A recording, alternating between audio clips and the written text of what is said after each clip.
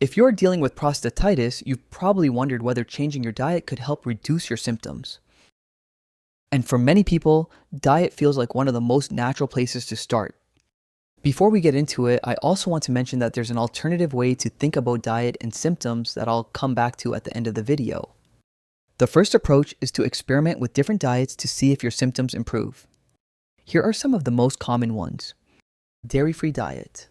This involves removing milk, cheese, and other dairy products. Some people find that dairy can contribute to inflammation or digestive discomfort, which may indirectly affect symptoms.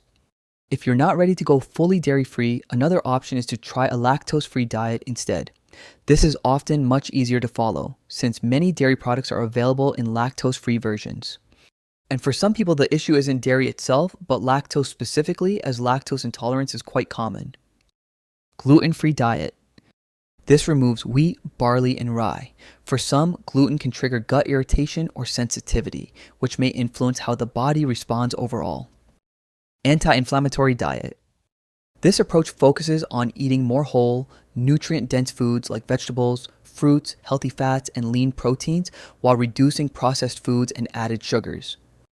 The idea is not just to remove potential triggers, but to actively include foods that naturally help regulate inflammation, like fatty fish, olive oil, nuts, seeds, leafy greens, and berries. A Mediterranean-style diet is a good example of this, as it naturally emphasizes many of these foods and is often used as a simple guideline for eating in a more balanced way. Vegan or plant-based diet. This eliminates animal products and emphasizes plant-based foods. Some people experience improvements due to higher fiber intake and reduced consumption of processed or heavy foods. The idea with all of these is simple: remove potential triggers and observe how your body responds. And for some people, this can make a noticeable difference, but here's the key point. If you follow one of these diets consistently for a couple of months and don't see meaningful improvement, there's usually no reason to continue restricting yourself, unless you genuinely enjoy eating that way. Another approach is to reduce certain foods and drinks that may trigger or worsen your symptoms.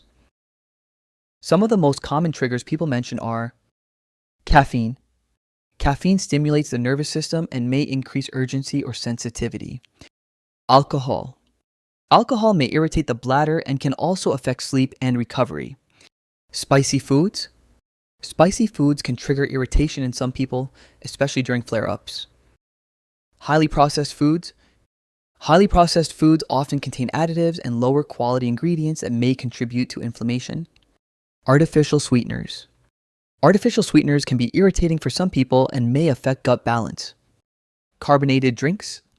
Carbonated drinks can increase pressure or discomfort due to the carbonation. Sugar and high sugar foods. Sugar and high sugar foods can contribute to energy spikes and crashes and may influence inflammation. Acidic foods. Acidic foods like citrus and tomatoes can sometimes increase irritation or sensitivity.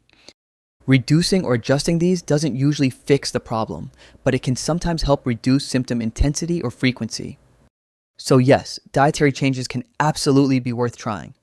But the reality is that very few people fully recover simply by changing what they eat. Most people who see real, lasting improvement take a more holistic approach. That includes things like reducing fear and anxiety around symptoms, calming the nervous system, changing how you respond to symptoms, stretching and relaxing the pelvic floor. Diet can play a role in this process, but it's rarely the thing that solves everything on its own. I used to struggle with pelvic pain and constant urgency too, so I built Sanavita to help others recover. Sanavita includes psychological support using pain reprocessing and metacognitive therapy, guided stretches to relax the pelvic floor, expressive journaling to release built-up emotions, my recovery story and practical lessons for daily life, visualization meditations to calm your nervous system and ease symptoms. Track your symptoms, take assessments, and explore a full library of recovery resources. Download Sanavita today and start your recovery.